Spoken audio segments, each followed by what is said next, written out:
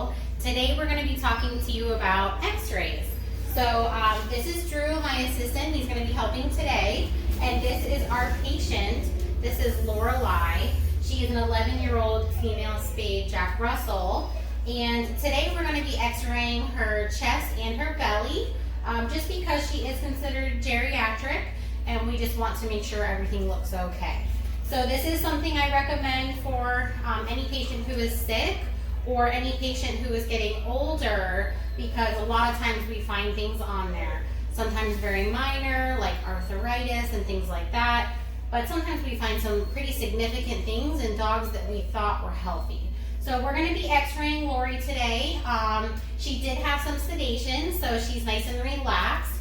That helps us get better images from our machine. So we're going to talk about equipment that we're going to wear, how we decide to set the parameters for the x-ray machine, and then we're going to show you how we take the x-rays. So first we're going to talk about what we're wearing. So I'm wearing a lead apron, and so is Drew. This is to protect us from any x-ray beams. So typically the x-ray beams are going to come out from up here, they're going to come down to the table, and then there's a plate built into the table that obtains the x-ray imaging. So most of the beams are coming straight down here, but there's always something called scatter. So scatter is where the x-ray beams come down and they can bounce off around the table. Now the farther away from the table you get, the less scatter you're going to be around. But this lead apron protects Drew and I from scatter x-ray beams, which can be harmful, to your organs if you are exposed very often. So not only do we have our sweet little gown on, but we have something called a thyroid shield. So the thyroid shield we can put on here, and that's going to protect our thyroid gland from getting radiated as well, okay?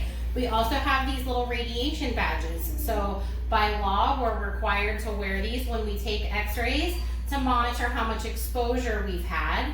And there are companies that help us with that and make sure that we are safe in doing what we do. Okay, so that's kind of our safety equipment. So next we're going to talk about, and we also have gloves. So if we need to cover our hands while we're holding our patient, we can do that too. So in human medicine, they have it pretty good because their patients can listen and they can hold still and lay there for their images.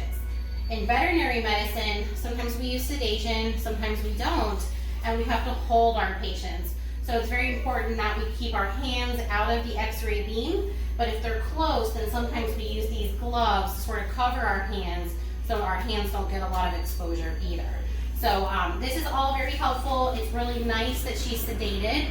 We can get better pictures that way, and it's safer for Drew and me, so we don't have more exposure, okay? So if your veterinarian ever recommends sedation for x-rays, I do think it's wise, and I think you should listen to their thoughts on that, okay? So next what we're going to do is we're going to measure Lori. So we have a little measuring device here, and it measures her thickness in centimeters or inches.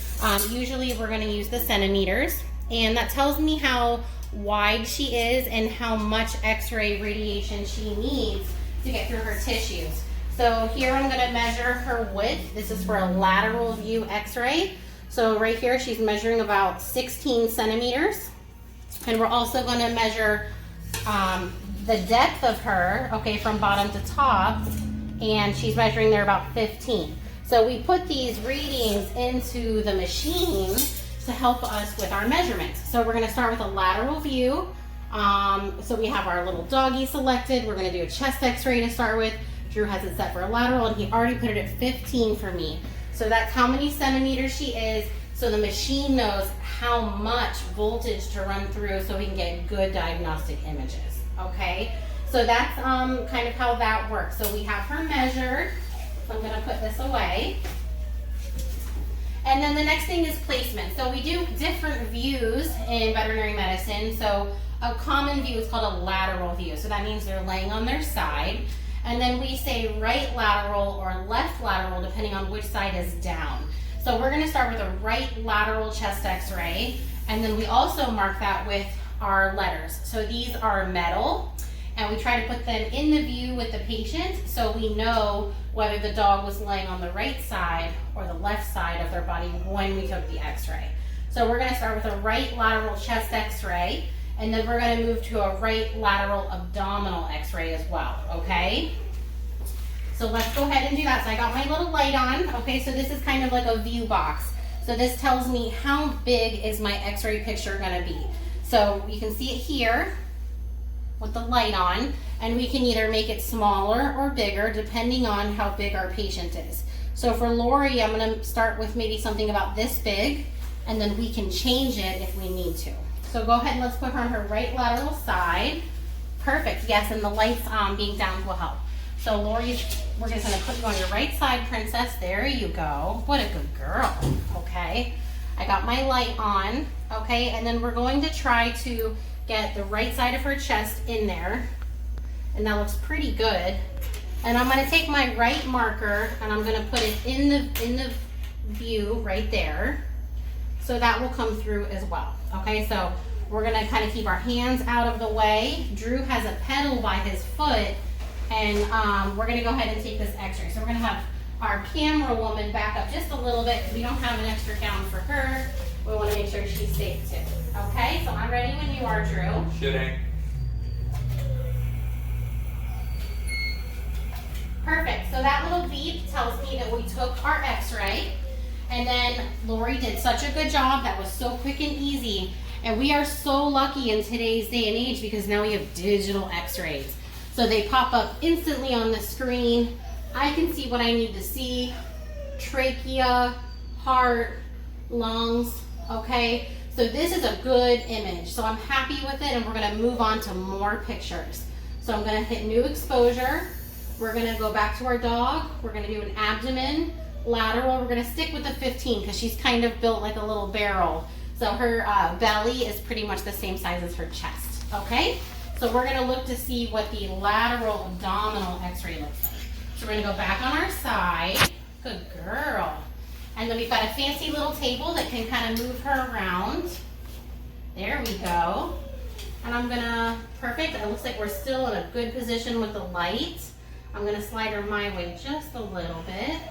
So I want to get, when I feel for the belly, I feel her little pelvis here, so we want that kind of in the back of the image, and we want to go all the way up to the diaphragm, okay? And then Drew's going to pull her legs that way a little bit just so we can see her bladder really well on the x-ray. So I'm happy with this, so we're going to go ahead and take another image. Shooting. Good job, Lori. Perfect. So then we're gonna let our patient sit up and take a break. And that is a gorgeous x-ray. So I can see all the way from her diaphragm back to her bladder, and it shows me the different organs in her belly. Oh, it's okay, Lori. She's just a little nervous. So these are great images. We're gonna take a couple more to make sure that Lori is healthy on the inside before we do her dental cleaning today. And we have this really cool software program too over here where I can take a look at the images, we can make them bigger, we can crop them, we can move them around, zoom in and out, tons of features with technology. So fantastic technology. X-rays are relatively quick and easy, but they can get complicated. So we can talk about that more on another video, but highly recommend x-rays for any sick patient or geriatric patient. They are sometimes time consuming, so sometimes we do these as drop-off appointments, or sometimes they can take several hours to get the images we want if we're doing series of x-rays to look at changes too. Okay, so thank you for tuning in today. Thanks for hanging out with us, and we'll talk to you guys soon.